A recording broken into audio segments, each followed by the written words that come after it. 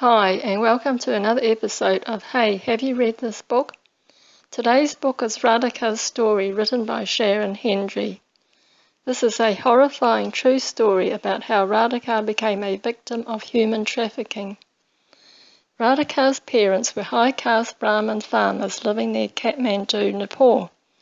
The family lived a humble life, growing crops such as spinach, peas and pumpkins on the Himalayan hills. Radhika was one of 6 children. When she was 14, the family was in financial difficulties because they had to pay a large dowry when Radhika's older sister got married. Radhika helped her family by going into the Balaju district by bus to sell produce at the markets. A friendly man called Lama came to see Radhika at the markets every day. Lama told Radhika that he could help her get a job as a housekeeper with a rich family, but it turned out that Lama was actually an organ trafficker. Radhika thought she was so lucky that she could work in a beautiful house and was only given light duties to do, looking after the mother in the family who was not well. Not long after being with this family, Radhika was told that she was going on holiday with them in India. On the train, she was given a cold drink of Coke.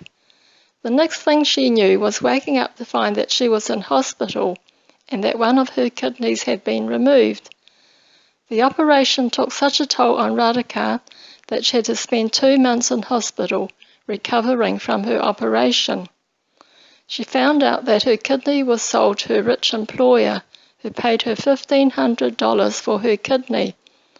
It was Pariah's job to visit Radhika every day, but he had other plans for Radhika. After taking Radhika back to Kathmandu, Pariah forced Radhika to marry his cousin.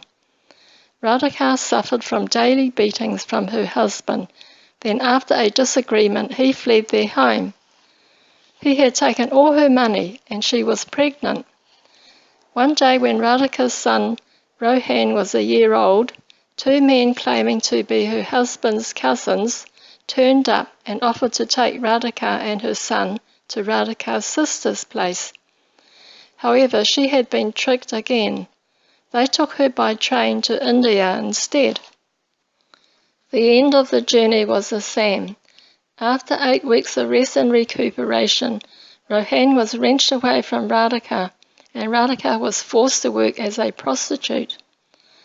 After 6 months, she was taken with Rohan to Kolkata to another brothel. One of her clients, who was different to the other men who came to see her, helped her escape. But before she could get Rohan out, she was found and received a severe beating. Every few months, Radhika was forced to move to a new city. She worked in New Delhi and then Mumbai. Radhika planned her escape during the night with some other Nepalese girls. Radhika and Rohan got away on their train, but Radhika saw the brothel's henchmen at the train station and wasn't sure if her friends were caught.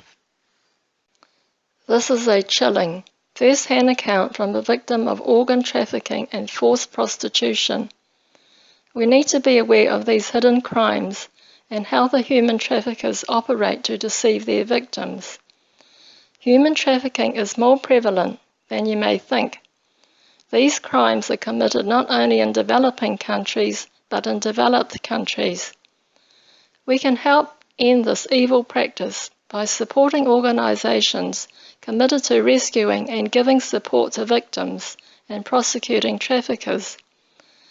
In places like India and Eastern Europe, where human trafficking is rife, police and officials turn a blind eye to the evil they know is happening because they are paid off by the brothels which they themselves use.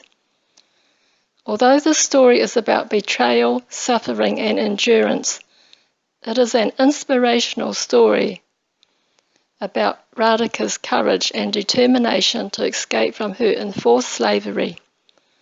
Her love for her son and the process of being able to put the past behind her and start a new life with the help of a woman's refuge for victims of human trafficking. I strongly recommend that you read this incredible story. Thanks for watching.